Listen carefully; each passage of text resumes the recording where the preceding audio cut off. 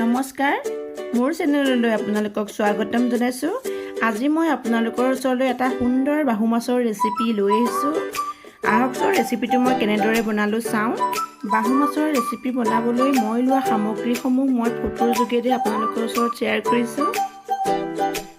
প্ৰথমতে মই মিক্সিৰ জাৰটোত বিলাহীখিনি দিম। তাৰ পাছত মই দিম পিঁয়াজ, নহৰু, শুকান জলকীয়া আৰু আদা। এতিয়া মই ইয়াতে পানী অলপমান দি মিক্সিত ধুনীয়াকৈ পেষ্ট বনাই ল'ম।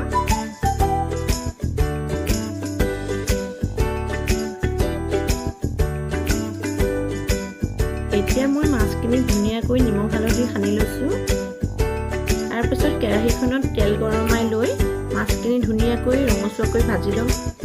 প্ৰিয় দৰ্শক, আপোনালোকে যদি মোৰ ৰেচিপিটো চাই ভাল পায় তেনেহ'লে মোৰ চেনেল মৌচুমীজ কিটচেনটো ছাবস্ক্ৰাইব কৰি দিব।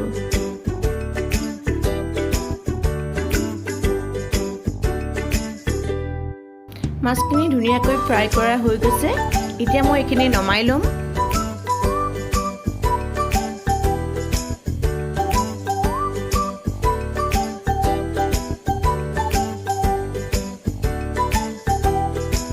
তেনেদৰেই বাকী থকা মাছকেইপিছো মই ৰঙচুৱাকৈ ভাজি ল'ম।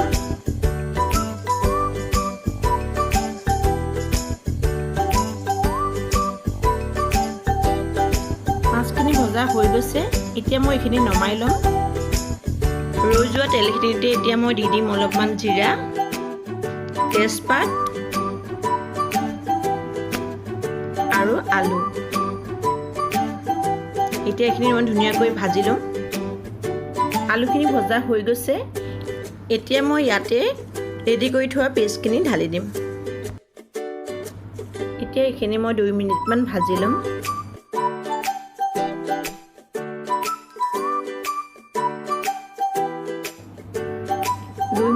ভজা হৈ গৈছে। এতিয়া মই হালধি দিছোঁ, প্ৰয়োজন মতে নিমখ দিছোঁ, জলকীয়া গুড়ি দিছোঁ, ধনিয়া গুড়ি আৰু গৰম মছলা দিছোঁ। এতিয়া এইখিনি ধুনীয়াকৈ ভাজি ল'ম।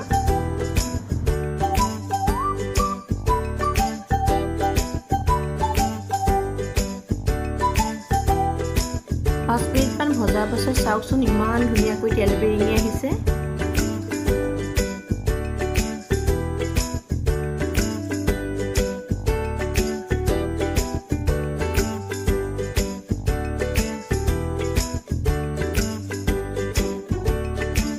এতিয়া মই ইয়াত আধা গিলাচমান পানী যোগ কৰিম।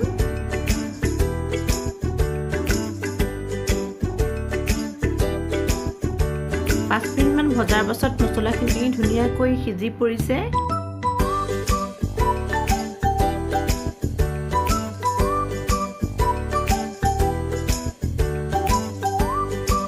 এতিয়া মই ইয়াত প্ৰয়োজন মতে পানী দিম।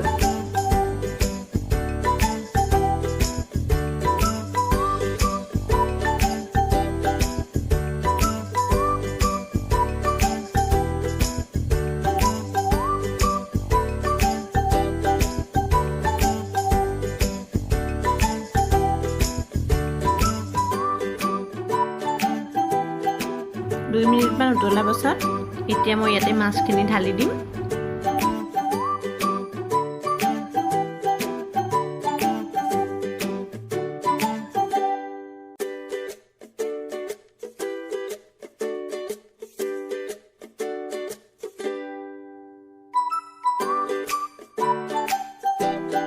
পাঁচ মিনিটমান মাছখিনি উতলাৰ পাছত মই ইয়াতে দি দিম ধনিয়া।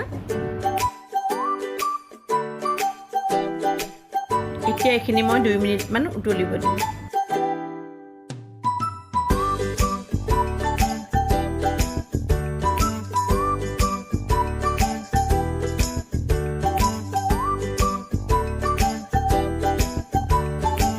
মোৰ মাছৰ জোলখন ৰেডি হৈ গৈছে। এতিয়া মই গেছৰ জুই নুমুৱাই দিম। আৰু এটা নতুন ভিডিঅ' লৈ মই আপোনালোকৰ ওচৰত অতি সোনকালে আহি আছোঁ। আজিলৈ আহোঁ। ধন্যবাদ।